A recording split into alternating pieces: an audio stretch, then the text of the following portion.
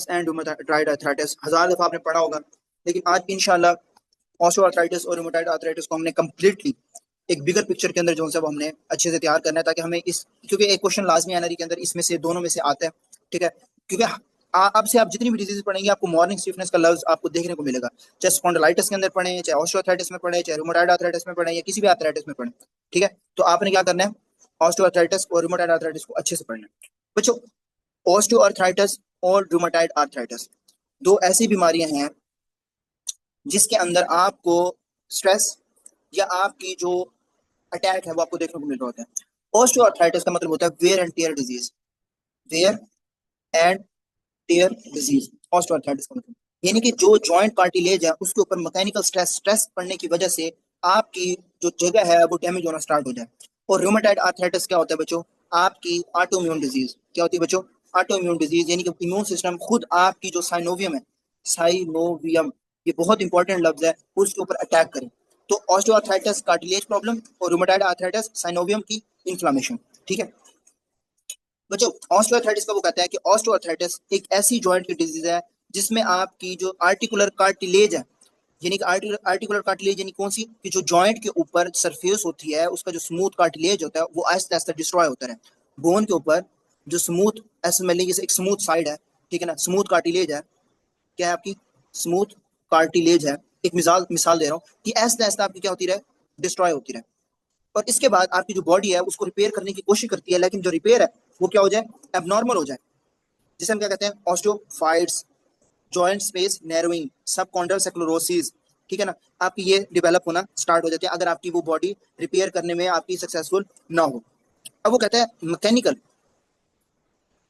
Mechanical का क्या मतलब है कि आपकी जो बोन है उसके अंदर क्या हो, wear and tear destroy, articular cartilage degenerative joint disorder, क्या है आपका डीजनरेटिव जॉइंट डिसऑर्डर, यानी कि आपकी जो ऑल ओवर बॉडी है उसके अंदर आपको क्या देखने को मिले, मैकेनिकल डिस्ट्रक्शन, यानी कि वेयर एंड टेयर, ठीक है ना, रिपीटेडली एक्सपोजर होना, रिपीटेडली प्रेशर पड़ना, उसे हम क्या कहते हैं, वेयर एंड टेयर, ठीक है ना, यानी कि आपको स्ट्रेस पड़ रहा है, स्ट्रेस पड़ रहा है, बार बार स्ट्रेस पड़ रहा है, और जो स्ट्रेस जो बेरिंग जॉइंट्स हैं उनके ऊपर ज्यादा स्ट्रेस पड़े, ठीक है ना, और वो बार बार डैमेज होते रहे, ठीक है ना। आर्टिकुलर कार्टिलेज का क्या मतलब होता है, आपकी स्मूथ कार्टिलेज, क्या होती है स्मूथ कार्टिलेज, जो आपकी बोन्स को दोबारा दोबारा ये आपकी डिस्ट्रॉय होती रहे, ठीक है।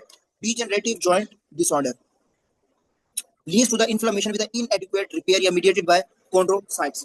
अब ऑस्टियोआर्थराइटिस में जब बार बार स्ट्रेस पड़ता है और आपकी कार्टिलेज डैमेज होती है, तो जो आपकी कॉन्ड्रोसाइट, अभी पीछे पढ़ा के आया हूँ, ये कॉन्ड्रोसाइट्स अभी पीछे पढ़ा के आया हूँ, जो आपको कॉन्ड्रोसाइट्स आपके जो कार्टिलेज के सेल्स होते हैं, जो कार्टिलेज बनाने वाले होते हैं, जो कार्टिलेज के सेल्स हैं, वो रिपेयर करने की कोशिश करते हैं, लेकिन रिपेयर क्या होती है, अनसक्सेसफुल हो जाती है, रिपेयर सक्सेसफुल नहीं होती। तो याद रखें, रिपीटेड स्ट्रेस की वजह से जो कार्टिलेज होती है वो आपकी डैमेज होती है, कार्टिलेज पतली हो जाती है, बोन जो है वो एक दूसरे से क्या हो जाती है, क्लोज हो जाती हैं, और बोनी जो बॉडी साइड है उसके ऊपर एक एक्स्ट्रा बोन जो है वो आपको देखने को मिल रही होती है, जिसे हम क्या कहते हैं, ऑस्टियोफाइट। अच्छा, ऑस्टियोफाइट भी हो सकता है, जो उसके अंदर जॉइंट्स में स्नैरिंग भी आ सकती है, सबकॉन्ड्रल स्क्लेरोसिस भी आ सकता है, और पेन विद यूज, यानी कि इस्तेमाल करने से आपको यूज देखने को मिल सकता है। तो याद रखें, mechanical stress lead to the cartilage damage, cartilage damage, और कार्टिलेज डैमेज जो होता है वो आपको क्या कर रही होती है, कॉन्ड्रोसाइट्स की जो रिपेयर है उसको फेल कर देती हैं, उसकी वजह से जो है वो आपको क्या देखने को मिल रही है, बोन की रबिंग देखने को मिल रही होती है, जिसकी वजह से बोन पेन होता है और हमें ऑस्टियोफाइट्स देखने को मिल रही होती है। अब वो कहते हैं what are the predisposing factor, यानी कि age, female obesity, joint trauma, यानी कि फीमेल्स के अंदर स्पेशली आपकी जो पोस्ट मेनोपॉजल एज होती है उसके बाद ऑस्टियोआर्थराइटिस ज्यादा हो जाता है, ठीक है ना। अब उसके अंदर क्योंकि कार्टिलेज की जो रिपेयर कैपेसिटी है वो आपकी क्या हो जाती है, कम हो जाती है एल्डरली वुमेन्स के अंदर, ठीक है। तो इसलिए वो उन्होंने जो फीमेल्स है और एज है उसको कंबाइन किया। ओबेसिटी से क्या है, ओबेसिटी से आपकी जो वेट बेरिंग जॉइंट्स उनको वो ज्यादा इंक्रीज होते हैं, स्पेशली आपकी नी और हिप, दैट्स व्हाई। और जॉइंट ट्रॉमा का क्या मतलब है कि प्रीवियसली कोई इंजरी हुई हो, फ्रैक्चर हुआ हो, टेयर हुआ हो, लिगामेंट इंजरी हुई हो, उसकी वजह से जो आपकी जॉइंट की मैकेनिक्स है, जॉइंट की जो मैकेनिक है, मैकेनिक्स उसको जो फंक्शन वगैरह है वो आपका डिस्टर्ब हो जाए, ठीक है, और लॉन्ग टर्म यूज के ऊपर जो है वो आपका ऑस्टियोआर्थराइटिस डेवलप हो जाए। नेक्स्ट वो कहते हैं हाउ दे प्रेजेंट, ऑस्टियोआर्थराइटिस के जो पेशेंट है वो किस तरह के प्रेजेंट करते हैं, pain in weight bearing joint after use, यानी कि ऑस्टियोआर्थराइटिस का जो पेन होता है वो यूज के बाद, इस्तेमाल करने के बाद वर्स होता है, आपने पूरा दिन इस्तेमाल किया फिर वर्स हुआ, ठीक है। As compare to the rheumatoid arthritis इसका पेन ऐसा नहीं होता, हम आगे जाके पढ़ेंगे। For example at the end of the day पूरा दिन काम किया आए और आपको पेन होना स्टार्ट हो गया, यानी कि पेन वर्स कब होता है, यूज करने के बाद। अब कॉमन जॉइंट्स के अंदर कौन से आ जाते हैं आपके, नी, उसमें दर्द हो सकता है, नी में दर्द हो सकता है, हिप के अंदर आपको दर्द हो सकता है, स्पाइन के अंदर आपको दर्द हो सकता है, ये डीआईपी पीआईपी ये जो जॉइंट्स होते हैं इनके अंदर आपको जो है वो दर्द देखने को हो सकता है, ठीक है ना। तो वेट बेरिंग जो जॉइंट्स होते हैं उनके अंदर जो पेन है वो ज्यादा इंक्रीज होता है लोड की वजह से, काम करने की वजह से, ठीक है ना। और रेस्ट करने से आपका जो पेन है वो आपका इंप्रूव हो जाता है, क्योंकि जॉइंट के ऊपर स्ट्रेस कम पड़ता है, ठीक है। तो याद रखें, joint pain worsen with activity but improve with rest is classically clue of osteoarthritis, improving with rest. फिर वो कहते हैं एसिमेट्रिक जॉइंट इन्वॉल्वमेंट। एसिमेट्रिक का क्या मतलब होता है कि ये बहुत इंपॉर्टेंट लाइन है, एसिमेट्रिक, ये, ठीक है ना। याद ये देखिए, ये सिमेट्रिक होती है और ये एसिमेट्रिक है बच्चों। एसिमेट्रिक का क्या मतलब होता है कि एक घुटने से ज्यादा, यानी कि एक नी से ज्यादा आप अफेक्टेड हो, यानी कि नी अगर अफेक्टेड है तो साथ हिप भी हो, ठीक है। अगर नी अफेक्टेड है तो आपके साथ जो है वो स्पाइन भी हो, ठीक है। तो मैकेनिकल डिजीज है, इसलिए जिस जॉइंट के ऊपर ज्यादा स्ट्रेस पड़ता है या ट्रॉमा होगा वो ज्यादा अफेक्टेड होगा। लेकिन ये है कि आपका जो अगर नी है तो साथ साथ जो है आपका हिप भी जो है वो, अगर एक नी ज्यादा अफेक्टेड होता है तो एक हिप भी जो है वो आपका ज्यादा अफेक्ट होगा, क्योंकि वेट बेरिंग है, ठीक है। Knee cartilage loss begins medially, ठीक है, यानी कि there is no systemic symptoms, कोई सिम्टम्स आपको जो है वो शो नहीं होते यहाँ पे, ठीक है ना। जो आपकी ऑस्टियोआर्थराइटिस है इसके अंदर, तो नी कार्टिलेज,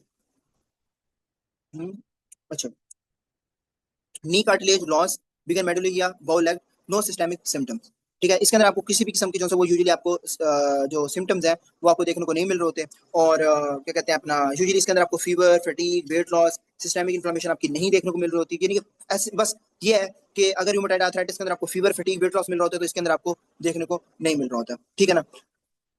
जो इंपॉर्टेंट फाइंडिंग्स है वो आपकी क्या है, ऑस्टियोफाइट्स। अभी मैंने आपको ऊपर बताया ऑस्टियोफाइट्स क्या होता है बच्चों, बोन स्पूल्स। बच्चों ऑस्टियोफाइट्स बोन स्पूल्स कौन से होते हैं, जॉइंट स्पेस नैरोइंग, यानी एसिमेट्रिक या सबकॉन्डियल स्क्लेरोसिस या सिस्ट या लूज बॉडीज।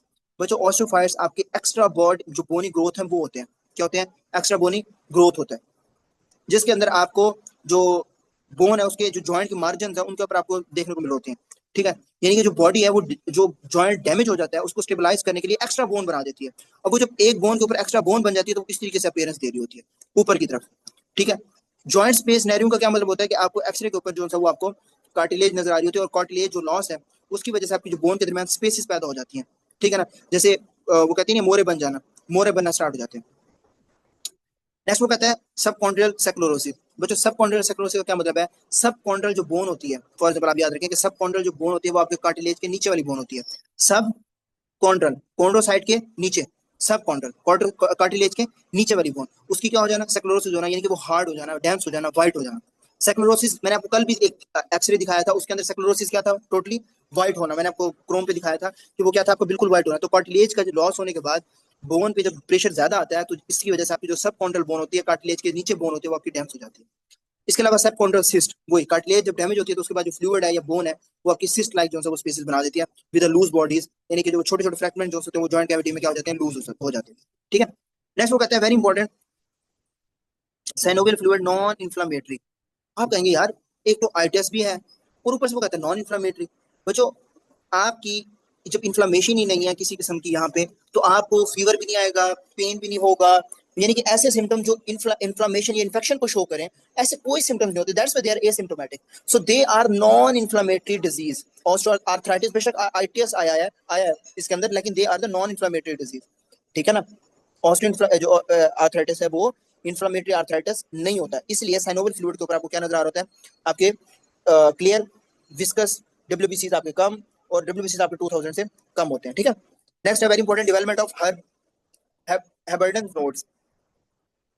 हेबर्डन नोड्स ये आपको इमेज में भी दिखाया हुआ है, ये कहाँ गई, ये देखिए, ये ये नोड्स आपको देखने को मिल रहा होंगे, ये चीज, ठीक है। बच्चों हेबर्डन नोड जो होता है आपके, अच्छा मैंने आपको, ओहो, अच्छा मैंने आपको कल भी ये चीज बताई थी, बल्कि मैंने आपको जनरल एनाटॉमी के अंदर दो चीजें पढ़ाई थी। एक डीआईपी मैंने आपको बताया था यार, ये हमेशा आपको जो सा वो हर जगह पे जनरल एनाटॉमी का लेक्चर भी यूट्यूब पे अपलोड है, मैंने आपको बताया था कि डीआईपी पीआईपी आपको देखने को मिलेंगे। तो ये आपके कौन से सेगमेंट्स हैं, डीआईपी। तो डीआईपी जो जॉइंट्स हैं उनके ऊपर आपको क्या है, बोनी इनलार्जमेंट्स होती हैं, यानी कि डिस्टल इंट्राफ्लेंजियल जॉइंट्स, यानी कि फिंगर का जो लास्ट पॉइंट होता है नियर द नेल, वहां पे आपको जो वो क्या देखने को मिल रहे होते हैं, जो नोड्स हैं वो आपको देखने को मिल रहे होते हैं, ठीक है। अच्छा एक और चीज भी होती है, एक तो होते हैं हर्बेंडन नोड्स, ठीक है, यहाँ पे हाँ लिखा हुआ एक होता है एट डीआईपी यानी कि डिस्टल और बुकॉल्ड नोड जो होते हैं वो आपके क्या होते हैं, या बोचर्ड नोड्स जिसे हम कहते हैं, ठीक है, ये आपके पीआईपी जो जंक्शन होते हैं इसके अंदर देखने को मिल रहे होते हैं, ये वाले, ठीक है। तो ये आपके डीआईपी डिस्टल, और ये आपके पीआईपी प्रॉक्सिमल, ये प्रॉक्सिमल हिस्सा है, और ये आपका क्या है, डिस्टल हिस्सा है, ये वाला। तो ये आपके क्या है, हर्ब बेंडन, और ये आपके क्या है, बोचर नोड्स, ठीक है, जो आपके फिंगर के मिडल जॉइंट्स के ऊपर आपको देखने को मिल रहा होता है।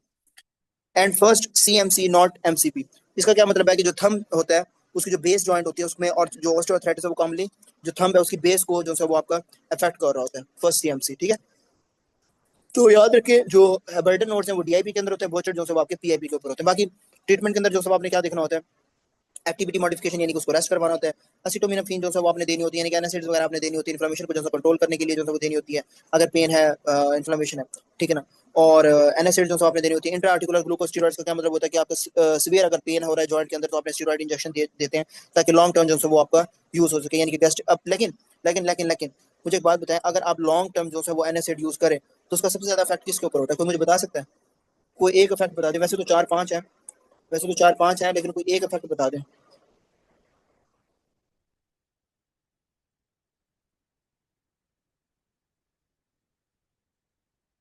अच्छा